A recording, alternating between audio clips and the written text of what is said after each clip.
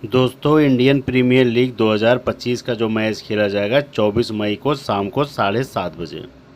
IPL का match number 66 खेला जाएगा। ये मैच खेला जाएगा Punjab Kings versus Delhi Capitals के बीच खेला जाएगा। पंजाब और दिल्ली अभी तक कितना मैच खेली है? पंजाब 12 मैच खेली है आईपीएल का और दिल्ली 13 मैच खेली है। पंजाब 8 मैच जीती है, 3 मैच हारी है। और दिल्ली की बात कहूँ, दिल्ली 6 मैच जीती है, 6 मैच हारी है। मतलब हार जीत और दिल्ली का बराबर है। पंजाब अभी क्वालिफाई कर गई है, दिल्ली क्वालिफाई नहीं की, लटकी पड़ी है अभी। ये मैच जो खेला जाएगा, ये मैच खेला जाएगा सवाई मानसिंह स्टेडियम जयपुर के ग्राउंड पे होगा। अब जयपुर के ग्राउंड पे कितने मैच अभी तक आईपीएल के खेले गए हैं? आईपीएल के भाई 5 मैच खेले गए हैं इस ग्राउंड पे। यहाँ पे आपको बॉल फर्स्ट और बैट फर्स्ट दोनों बताता हूँ कौन सबसे ज़्यादा जीता है। पहला मैच जो हुआ था राजस्थान आरसीबी का है, तो आरसीबी ने बॉल फर्स्ट करके मैच जीता था। फिर जब दूसरा मैच हुआ था एलएसजी वर्सेस राजस्थान का, तो यहाँ पे राजस्थान एलएसजी ने बैट फर्स्ट करके जीता था, क्योंकि एलएसजी ने 180 बनाई थी, 5 विकेट गिरा था। उसके बाद राजस्थान ने 178 ही बना पाई, 5 विकेट का गिरा था, ये हार गई थी। फिर तीसरा मैच हुआ था जीटी वर्सेस राजस्थान का। राजस्थान जीटी ने बैट फर्स्ट किया था, राजस्थान ने बॉल फर्स्ट करके ये मैच जीत गया था 8 विकेट से। फिर चौथा मैच मुंबई राजस्थान का हुआ था, यहाँ पे बैट फर्स्ट वाले जीते, यहाँ पे बॉल फर्स्ट वाले जीते। फिर उसके बाद पांचवा मैच हुआ पंजाब और राजस्थान का, तो यहाँ पे पंजाब ने बैट फर्स्ट करके जीत गया, यहाँ पे राजस्थान यहाँ पे भी हार गई। तो इस ग्राउंड पे पंजाब एक मैच खेल के आ रही है। पंजाब और राजस्थान का ये मैच हुआ था, पंजाब इस ग्राउंड पे जीत गई है मैच, इसी ग्राउंड सवाई मानसिंह स्टेडियम पे। और दिल्ली इस ग्राउंड पे भी कोई मैच नहीं खेली, क्योंकि आपके सामने आंकड़ा आरसीबी, लखनऊ, गुजरात, मुंबई, पंजाब ने मैच खेला है। तो दिल्ली इस ग्राउंड पे नहीं खेली है, पंजाब के लिए बेनिफिट होगा इस ग्राउंड पे, क्योंकि यहाँ पे एक मैच खेल के जीत भी गई है।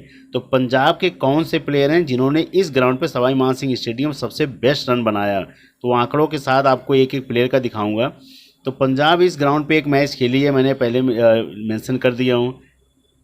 प्रियांश आर्या की बात करूँ, ये 9 रन बनाए थे, ये आउट हो गए थे फास्टर के बॉलर पे। उसके बाद प्रभसिमरन सिंह भी कुछ नहीं किए थे, ये भी 21 रन बनाए, आउट हो गए शुरुआत में।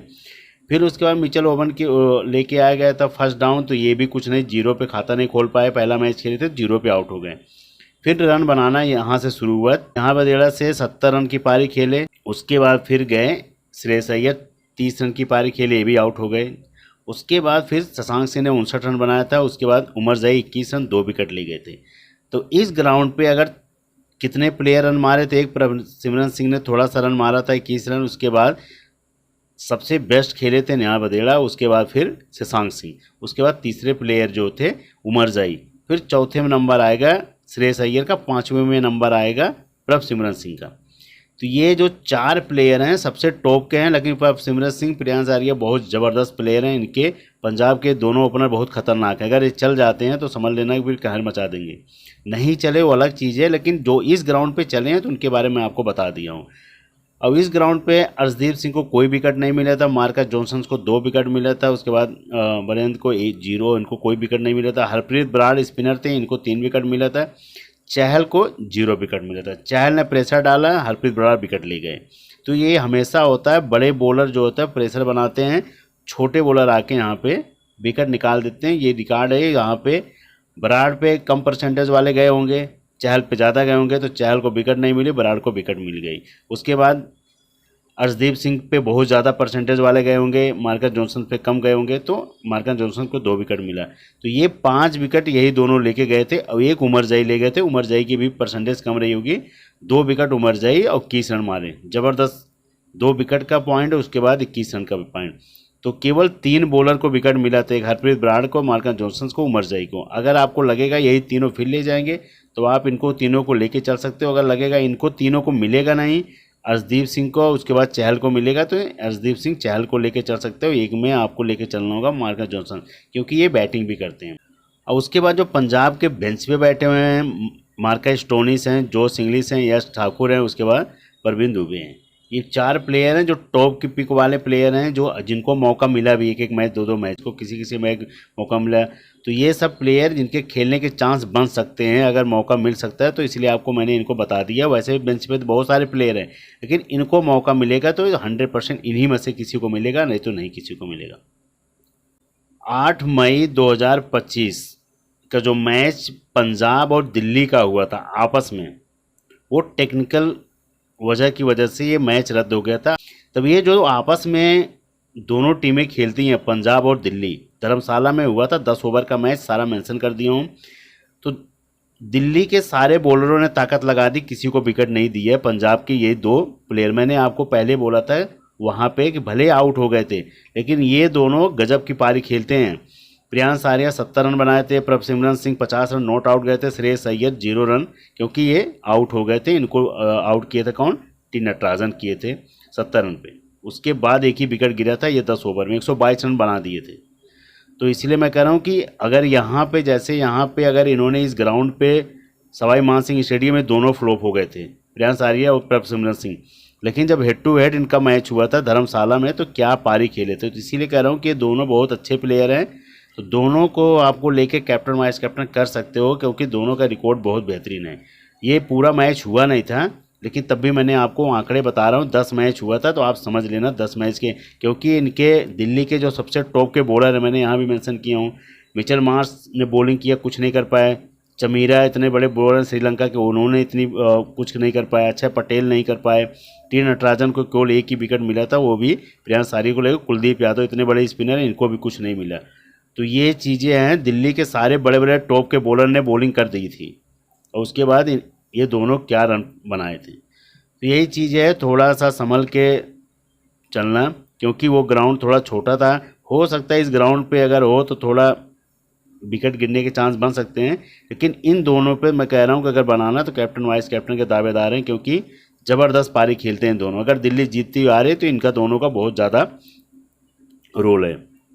दिल्ली और एमआई का जो अभी लास्ट मैच दिल्ली खेल के आ रही है, दिल्ली और मुंबई का जो मैच हुआ था, उसके मैं प्लेयर के परसेंट रिकॉर्ड बता रहा हूँ कि दिल्ली अभी जो लास्ट मैच खेली है, तो कौन कौन से प्लेयर खेले थे और किन्होंने क्या रन बनाया है, क्योंकि लास्ट का मैच देखना आपको ज़रूरी है, क्योंकि रिसेंट फॉर्म किसकी कैसी है। अब पीछे अभी पता लगा कितने सारे मैच हो गए, उस मैच में 50 कोई मारा हो, इस मैच में 0 जा रहा, तो कोई फ़ायदा नहीं है। के राहुल शुरुआत में अच्छा खासा बैटिंग चला था, अभी रन नहीं बन रहा है। फाफ डुप्लेसी 6 रन, अभिषेक पोरल भी 6 रन, समर रिजवी की मौका मिला तो इन्होंने 39 रन बनाया था, इसके अलावा कोई नहीं। उसके बाद Vipraj Nigam 20 run, Christensen 2 run, Ashutosh Sharma 18 run, Chameera 8 run 1 wicket, Kuldeep Yadav 7 run 1 wicket, Mustafizur Rahman को 1 विकेट मिला था, कोई रन नहीं, मुकेश कुमार को 2 विकेट मिला था। अब इसमें मुकेश कुमार पे फोकस कम था, इनको 2 विकेट मिल गया। अब इन पे सबसे ज़्यादा फोकस था क्रिस्टनसन, इन्होंने 2 रन बनाया। उसके बाद विपराज निगम में बहुत ज़्यादा ऑलराउंडर फोकस था, इन्होंने कुछ नहीं किया। अभिषेक पोरल, फाफ डुप्लेसी, उसके बाद के राहुल, इन तीनों पे बहुत फोकस था, इन पे नहीं था फोकस समर रिजवी पे, तो इन्होंने सबसे ज़्यादा अपनी टीम की तरफ से रन बनाया। तो यही होता है ग्रैंड लीग, इसलिए कहा जाता है कि जो बड़े प्लेयर होते हैं, जब हेड टू हेड आप खेलते हो तो हेड टू हेड में ये सब रखते हैं, के राहुल, फाफ डुप्लेसी सब रखेंगे। लेकिन ग्रैंड लीग में क्या होता है, इसलिए बार बार कह रहा हूँ कि ग्रैंड लीग पिक इसलिए बोला जाता है कि ये इनको अगर हर जगह स्मॉल लीग और हेड टू हेड में रखोगे तो आप हार जाओगे। लेकिन ग्रैंड लीग इसलिए रखा जाता है कि ग्रैंड लीग में ये अलग ऐसे ऐसे प्लेयर निकल के आते हैं जो जिनकी परसेंटेज बहुत कम रहती है। ग्रैंड लीग में तो इनको भी रखे हो गए आप, के राहुल, फाफ डुप्लेसी को, लेकिन कभी कभी आप ज़्यादा जब टीमें लगाते हो तो आप गुड़ा भाग करते हो कि भाई के राहुल और फाफ डुप्लेसी ओपनिंग करेंगे, हो सकता है 0 पे आउट हो जाए, तब यहाँ से फर्स्ट डाउन से शुरू करते हो आप, तो वो तुक्का सही बैठ जाता है।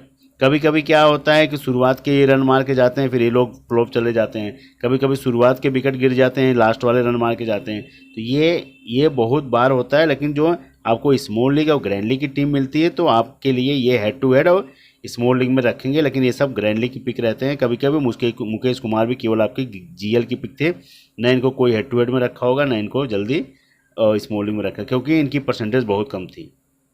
पंजाब और दिल्ली की अगर बात किया जाए तो आपको तीनों फॉर्मेट में किसको लेके चलना है, head to head, small league, grand league. Wicket keeping से अगर बात की जाए तो के राहुल आपको तीनों में लेके चल सकते हो, प्रभसिमरन सिंह तीनों में रहेंगे, अभिषेक पोरल केवल ग्रैंड लीग और स्मॉल लीग में रहेंगे, हेड टू हेड में कम रखे जाएंगे। अगर मौका मिलता है जोश इंग्लिश को ग्रैंड लीग में और उसके बाद स्मॉल लीग में रखना, हेड टू हेड में कम रखना। विकेट कीपिंग से श्रेयस अय्यर तीनों फॉर्मेट में, प्रियांश आर्या तीनों फॉर्मेट में, Faf du Plessis grand league small league. उसके बाद नेहा बदेड़ा भी आपके रहेंगे, कोई हेड टू हेड में रखेगा, कोई इनको नहीं तो ज़्यादा करके ग्रैंड लीग और स्मॉल लीग में नेहा बदेड़ा को लेकर चलेगा। उसके बाद वही सेम चीज़ रहेगा टेस्ट टाइम से, grand league small league. Ashutosh Sharma केवल ग्रैंड लीग पिक रहेंगे। उसके बाद Shashank Singh grand league small league, ये आपके समर रिजवी केवल ग्रैंड लीग पिक रहेंगे। राउंडर से बात करूँ तो अक्षय पटेल 47% सिलेक्शन है। अगर ऑलराउंडर से बात करूँ तो मार्का जॉनसन तीनों फॉर्मेट रहेंगे। विपराज निगम को हेड टू हेड में ले लेना कहीं, और उसके बाद ग्रैंड लीग स्मॉल लीग में तो रहेंगे। उसके अलावा अगर मार्कस स्टोनिस खेलते हैं तो ग्रैंड लीग स्मॉल लीग में रहेंगे, कोई हेड टू हेड में भी इनको आजमाएगा। उसके बाद उमर जाई ग्रैंड लीग स्मॉल लीग में रहेंगे, कहीं कोई भी इनको हेड टू हेड में भी लेके चलेगा। उसके बाद मिचेल ओनर की बात करूँ तो ये भी इनको मौका मिला था, मुझे नहीं लग रहा है इस मैच में इनको मौका मिलेगा। अगर मिलेगा तो केवल ग्रैंड लीग में आजमाना, small league head to head में मत आजमाना। बॉलिंग से बात करूँ तो अर्शदीप सिंह तीनों फॉर्मेट में रहेंगे।